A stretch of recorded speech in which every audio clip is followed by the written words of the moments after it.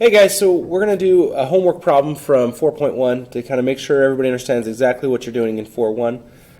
But we are going to produce a graph with a clearly stated vertex, drawn with an axis of symmetry, and at least 5 points, the vertex and 2 on each side. So as we go through and try to do this, we're just going to grab any of these. It does not matter. Let's grab 29. It's as good as any. Okay, first thing we're going to do is we're going to graph it in the calculator, or we can use Desmos. Both of them will work. Desmos is really convenient for finding the vertex. Finding other points, you kind of have to hover and try to click and see what points come in. A little bit trickier for that. It doesn't build the same information. So I'm going to use it as if I'm using a graphing calculator. If you ever feel like you need a graphing calculator to borrow, I know there's some in the library, and you can use mine during the school day as long as you make sure I get them back before you go home. But anyway, so we're just going to jump right into this by producing a little XY axis that's hopefully not too terrible. The last one I did was pretty bad. And we're going to go ahead and we're going to graph this. I'm going straight to the calculator. While I could use other methods, I don't know that there's going to be a better option than just using the calculator. So let's get that turned on, y equals, clear out what's here. All right, we've got to use the negative symbol to start, 3 over 5x squared. Notice there's a little squared key here. If you ever have to, you don't want to use that, or you have to use an exponent bigger than 2, you can use this arrow here. You can always use it for 2 as well, but when you use, let me start over, when you use this arrow key to put the 2 there, whoops, technically it's supposed to be on an x. Let me slip the x in there. Okay. You see how there's a blinking arrow? If I don't push over to the right, it's not going to stop. It's going to think we want a unique exponent, something else other than 2. And so by pushing over, it drops down to let me add 2x, so plus 2x plus 2. All right, I think I got that right. We can go ahead and graph and look for a picture. First thing I want to notice is that it's upside down, which means the vertex is actually a maximum, not a minimum. The vertex might be at an odd number, so I'm just going to go straight to the test, or right to my calc option, second trace.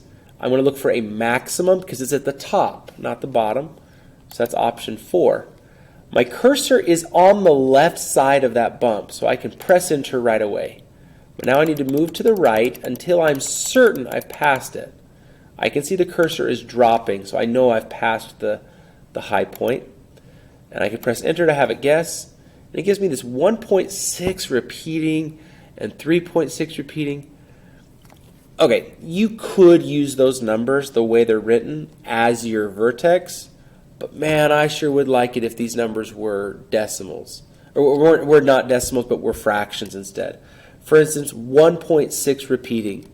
We've got to remember, 0.6 repeating is 2/3. So that's 1 2/3, and the other is 3 2/3. But I'm not baking, so 1 2/3 and then 3 2/3. Sure would be nice if these were just improper fractions. So I times the bottom. 1 times 3 is 3 plus 2. This is the same as 5/3, comma, 3 times 3 is 9 plus 2 would be 11/3. There's my vertex. Okay, preferably that's the kind of number we want to use. However, when you go to plot it, yeah, 1 2/3 is a little easier to think about than 5/3. So here's 1, here's 2, here's 3, here's 4, here's 5. We'll go out about that far. 1 2/3 would be right around here. So this is my axis of symmetry. I can draw that in, going up and down.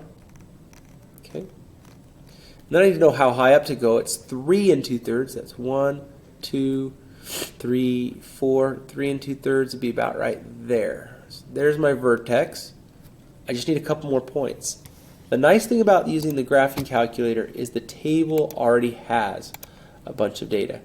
Now I'm going to tell you right now, try to go over close to your vertex, which is around 1. So this is kind of where my best numbers are usually going to be. You may not find very many whole numbers. 5 -3 does work as 1. It's down 3. 5 -3 would be a dot right about there. I think there was another one at 0.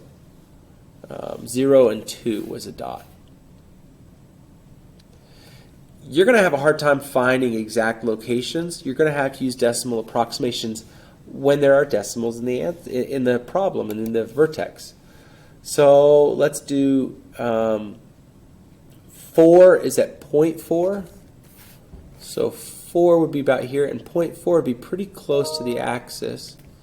So that's 2 points on the right. Now I need another point on the left. So I'll go back to my calculator, and I need something to the left. We got 0, 2, negative 1, negative 0.6 would be all right. So negative 1 is there, negative 0.6 would be about there. That should be enough to get me trending in the right direction. Again, not a pretty graph. I do a really bad job on the computer. But hopefully that's it, guys. You gave me the vertex, draw that axis of symmetry in, and a couple of points. If you use Desmos, it's going to get you the vertex pretty easily because it recognizes that that's an important point. But it doesn't know what other points are important. So you're going to have to do some fighting with it a little bit to find points that you can plot. Okay? I do ask that you're pretty accurate about it. On a test, the points are going to be pretty crisp and clean. Not a lot of decimals, because I want to be able to judge you pretty harshly if your graph is sloppy.